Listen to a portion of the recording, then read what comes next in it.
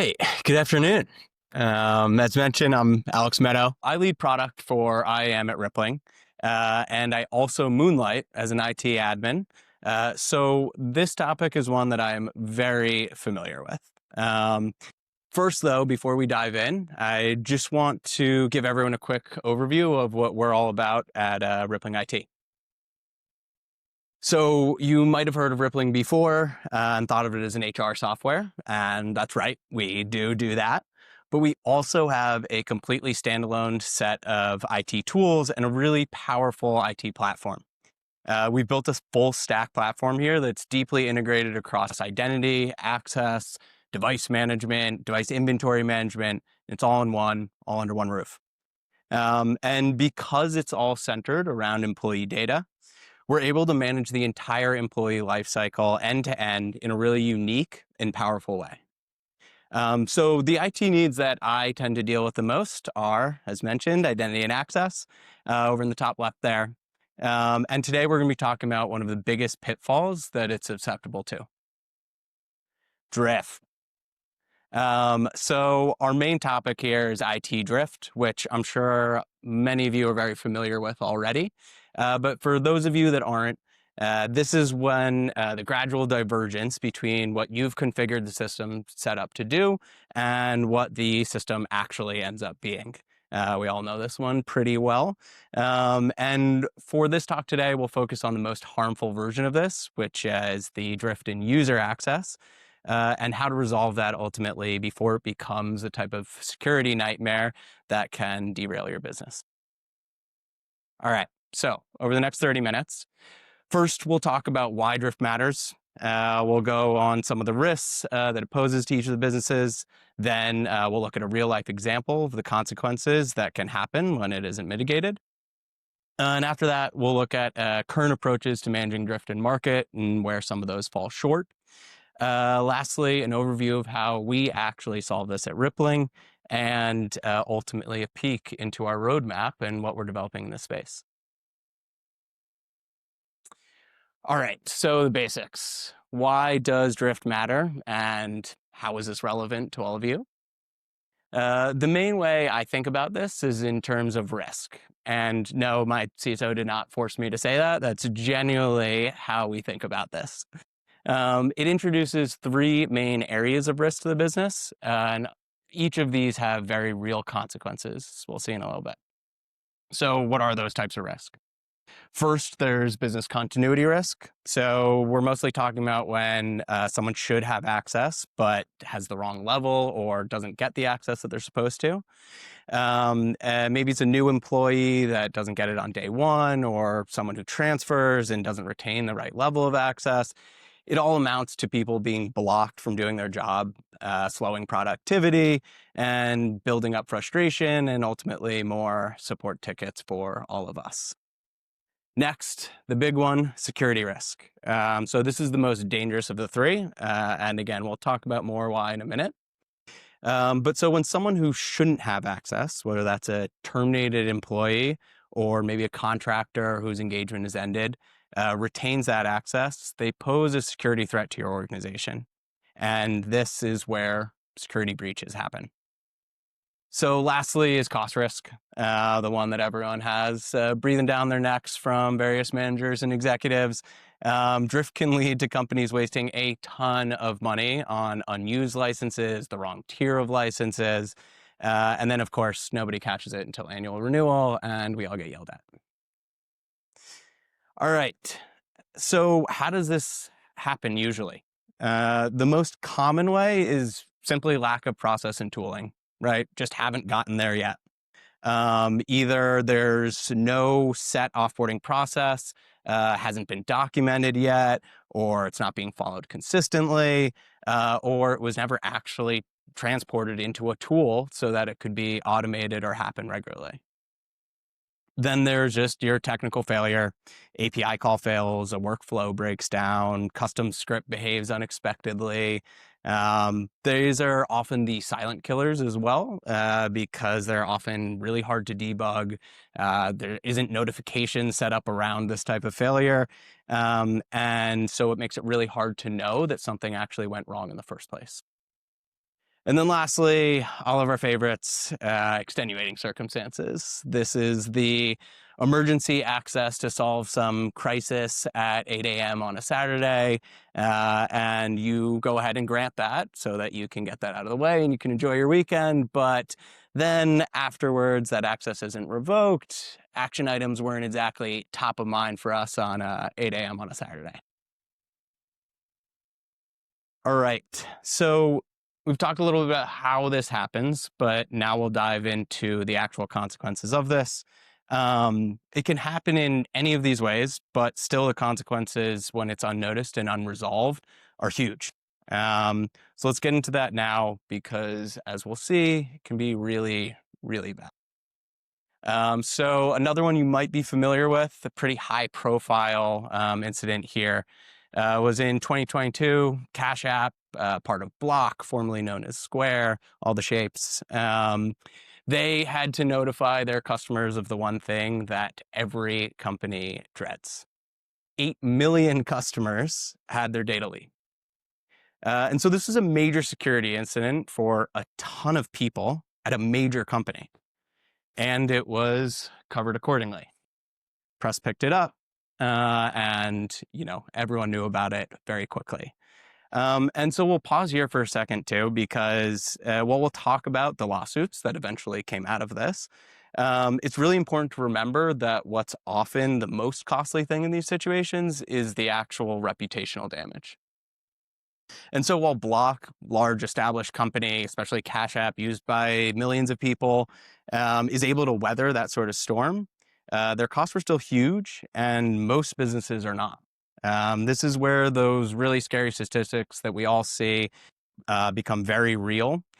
So the one that immediately comes to mind, 60% of companies that experience a security breach go out of business within the next 6 months.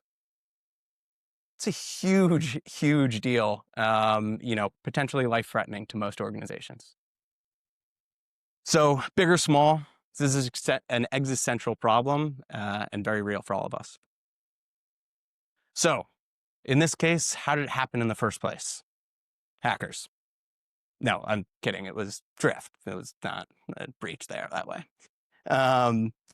This all came about from one single terminated employee who didn't lose access after they'd been let go. It was that simple. They left the company, their access wasn't revoked, and a massive amount of customer data went with them. And again, this wasn't some scrappy startup. This happened to a mature multi-billion-dollar public company who should have theoretically had all of the pitfalls that we just covered really well covered themselves and prevented to begin with. If we had tried to invent an example for this presentation, it would have been hard to come up with a better one than this. But it did actually happen. It happened to Block. And the reality is, again, it can happen to any of us. So in the end, this cost Block $15 million in the form of a class action lawsuit that followed shortly after. But again, that's just the direct financial costs. Think about the reputational damage, the loss of customer trust, the decrease in customer acquisition, the customer churn, the comms that went out, notifying customers, and just running every form of damage control that you can imagine. That certainly cost them a lot more than $15 million. And so this is why drift really matters. This is what can happen when you don't have the right guardrails in place to prevent it. And so why is that, right? IT's been around for a long time. Why is this threat so real? What about our existing IT stack is falling short? The main issue is that while there's a lot of solutions to configure access in the first place, even the large established players haven't really invested in intuitive native solutions to solve it. So let's take a look at that current landscape. To begin with, the best way to deal with drift is to stop it from happening in the first place. We know, as we talked about, there's ways that it creeps in, but there are methods that we can do to keep this to a minimum and keep everything under control. And the issue here tends to be that most IDPs just don't have the granular employee data that's needed to configure access in a scalable way. They might know someone's name and email address, maybe their manager and department, who knows? But what about sub-departments? Their teams, if they're a full-time or contractor, if they've completed a security training, their cost center, the office they work in, their work schedule, the list goes on. There's a ton of things that you might want to base your access off of. And in reality, this comes from many different systems in most cases, and is very hard for most to actually then pull in and automate. And so without that, you're forced to make access decisions based on an incomplete set of information. Next up, there tends to be no visibility into what changes your setup will actually result in. So you swap out some groups, add a few others in, maybe give a few individuals some access here and there, and then cross your fingers and hope that that worked correctly. I'm seeing some head nods in the room. This one is very real for all of us. Pull and pray, we see what happens. And so when you can't preview the outcomes of your changes, you leave a lot up to chance. And then lastly, there's just no mechanism typically for continuously checking whether or not the access that you set up and you specified, and according to their role and status, is actually happening, right? And so without the way to continuously monitor this and detect the drift, you're sort of flying in the blind, and again, leave it up to a bunch of other mitigating methods. And so going into those a little bit more, right, you're often left with this patchwork system of workarounds. I mean, how many of you have spent hours or even days building some complex workflows and custom scripts just to handle basic lifecycle management? All of us, right? I've seen IT teams maintain hundreds, if not thousands of lines of code just to make all of this work properly throughout these elaborate, fragile systems syncing back and forth. And so when those don't talk to each other, again, you're just left to hope that it happens correctly. And since that inevitably doesn't work reliably, access reviews become front and center, right? They get lengthier, more frequent, and more disruptive than anyone wants them to be. As much as we all love chasing managers across the organization and getting them to review access for their orgs, not to mention the meticulous job that they do at actually reviewing that access. And so what you end up with is many companies just buy additional tools to solve this problem, right? Which eats into your IT budget, and yet another app is added to the stack. And most often, none of this happens, right? Sometimes we intend to do this, set up the processes, but we never quite get around to it, or they start, but again, the effort can't be sustained. As we've seen, it's quite a complex and difficult task. And so those are the cases where drift just stays undetected until it becomes a really real problem, or until someone, again, can't get access to that system they need, or much worse, someone who left 6 months ago still has access and walks away with your data. So with all that in mind, as you can tell at Rippling IT, we've spent a lot of time thinking about this. I personally deal with this on a day-to-day basis. And we've always thought there's a better way to do this. So we built Rippling IAM from the ground up, including all the tools that you need to actually prevent drift right out of the box, set up for you. None of this custom scripting or workflow is required. So this, again, all starts with the employee data and solving those data gaps. Because our IDP, our HRIS, and many other systems all come under one roof. Now, that doesn't mean that you need to have your HRIS with Rippling, but what it means is that our entire system has been built to be well integrated with HR data, and again, across the entire employee graph. And so just as a function of that, we can do things that other IDPs cannot. You have over 500 employee data fields to work with, essentially anything in the employee record. And so that allows you to create access rules like give everyone the sales department Salesforce access, but the CRM admin rights only goes to people with manager in their title, right? You can grant AWS console access to all of engineering, but only the full-time employees and not the contractors, and set up an exception process for them. Or my favorite, the one that we actually have at Rippling, if you haven't completed your required security training, you cannot have access to sensitive systems. And some of my team members are laughing here because while that is super critical to our compliance and our security, it also is a pain in the butt when they can't get access to systems and we have to explain to them why. But again, crucial, important setup here, and allows you to tailor this in pretty much any way you can imagine.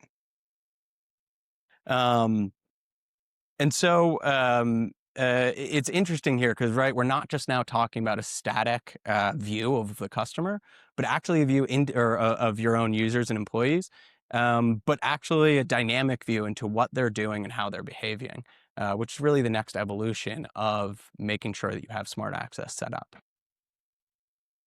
And because we're fully informed about all of your employee data, we also know all of the downstream effects of what these changes will be. So before anything is finalized, you can see what it will result in, who will gain access, who will lose it, what will stay the same, and all of this gives you that full picture to enable drift before it happens. So, despite all of that, again, we know that this will happen. Even if the most intelligent of systems, things will fall through the cracks. And it's important to be able then to see that and to remediate it as fast as possible. So with our solution, you can see those clearly marked and then resolved in one click. And you'll see a live example of how this works soon. And it's all checking the third-party access according to what your setup should be. So an assigned user has an incorrect attribute pushed, or a terminated user still has access.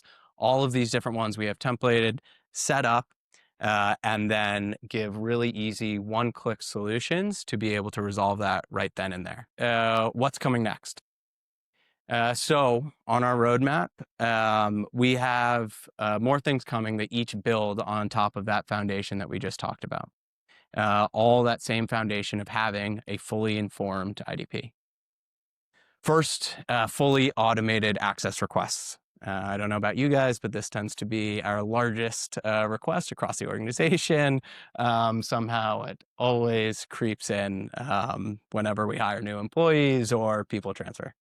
And so what we're allowing here is both on the end employee experience, super seamless natural language requests that will then populate one according to a very flexible policy configuration that you have set up. So managers then can approve or deny with full context about why they're approving, and IT gets to maintain full visibility and audit trails. So this allows you to actually delegate a lot of this out to people across your org, again, avoiding this downstream later problem of how did they get access and when. And so you actually get to alleviate your own support burden while still maintaining control and visibility into that. And again, because it's powered by our employee graph, we can intelligently route those requests and then either auto approve them as needed or flag it as needing additional review. Next, we're expanding our preview functionality. So going beyond just the access and the attributes, will include SSO configuration and attribute mapping. So before you change your SAML assertions or how employee attributes get pushed or what attributes get pushed or when they do, you'll see exactly what it will result in. And then again, have that confidence that you're setting everything up correctly. And third, automated issue resolutions. This one is super exciting. So for certain types of policies or certain types of drift, rather, you'll be able to set up policies that mitigate this without even touching it. Right, so that terminated employee who somehow still has access will automatically be picked up by the system, suspended across any integrations that they weren't already, and all without any manual intervention needed for you. And this is what we really see is the natural evolution of this space and of drift detection in general. It's not just finding the problems, but fixing them automatically based on rules that we all define. So remember, drift is a very real problem, and your IDP is only as smart as the data that it can draw from. It doesn't know exactly who your people are and how they fit into the organization. It can't make intelligent access decisions, just like none of us could. And so it's our mission to change that at Rippling IT, giving your IAM solution the full context it needs to keep everything running safely and smoothly. All right, that's all for me. Go and visit rippling.com/IT to learn more here.